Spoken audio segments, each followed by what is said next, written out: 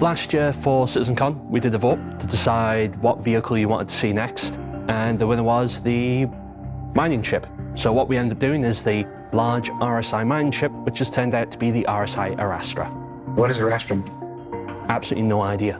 A primitive mill that's used in grinding ores, I think. The name Arrastra derives from the ancient mining tool and technique. So in Star Citizen, we have a number of mining ships already. We've got the Prospector, which is kind of like your starter outer. The Mole is that kind of first multi-crew ship. It allows you to go out with a few friends and kind of try and work a profit together. And then the top of the scale, we've got the Orion. That's the kind of end game of mining. And we saw this gap between the two. So the RSI Arrastra is the ship that fills that gap.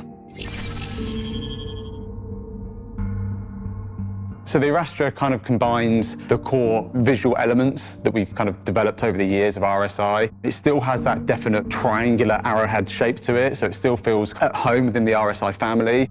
One of the things we struggled with a little bit at the beginning when concepting it was we didn't want it to feel too sleek. It really needs to feel like it had a functional purpose, and that really led us down exposing a lot more of the industrial elements. We've built on the idea of RSI layering in their ships to kind of really expose the core framework of the ship down the central kind of columns. It also has a much more comfortable habitation for the crew to live on. It's got plenty of utility on board for day-to-day life, as well as a place to actually land additional vehicles in the back.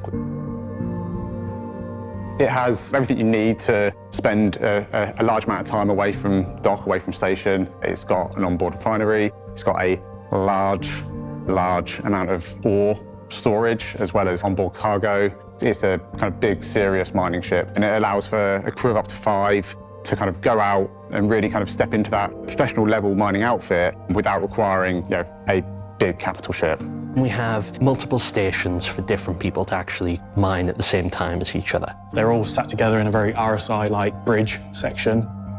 The remote turrets that are on the Arrastra all have some level of transformation in terms of their location. The 2 at the front can slide backwards and forwards along, so you don't require the pilot to have to go left a bit, go right a bit. But then we also have a large one in the center, which can descend through the middle of the ships. Can actually transform down through the ship and out the bottom to cover the underside. So really you can mine in 360 degrees with this ship. And as it cuts through the ship, you can actually see the turret as it travels from one side to the other. And then additional crew members can help either position the ship if they want to change location, or deal with the mined goods at the rear of the ship in the cargo bay.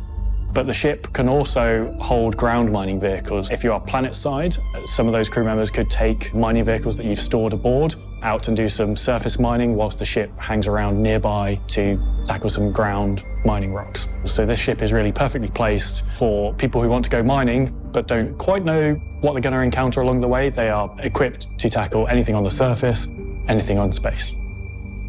One of the benefits of concepting the Arrastra now is that we know a lot more about our game, a lot more about how mining works and kind of features in the game. That gives us a much better understanding of what's important for a mining ship. And that's one of the things that we'll take on to when we kind of deliver the Orion in the future. So this is a great example of how development on some ships improves and expedites others. Compared to the Orion, this bridges the gap in a few nice ways. It leverages all the existing mining loops and mechanics that we have in-game at the moment, whereas the Orion is going to be solely mining in space. It is a big ship designed for sitting out in deep space, mining big asteroids. It won't be capable of going down to planet size and mining on there. What we kind of learned from the Orion is that a lot of our RSI ships feel very, very aggressive. They feel very military and fast. And if you think of like a big industrial mining ship, the Orion is kind of the opposite to that. It's this huge kind of bulky ship that is very purpose-built.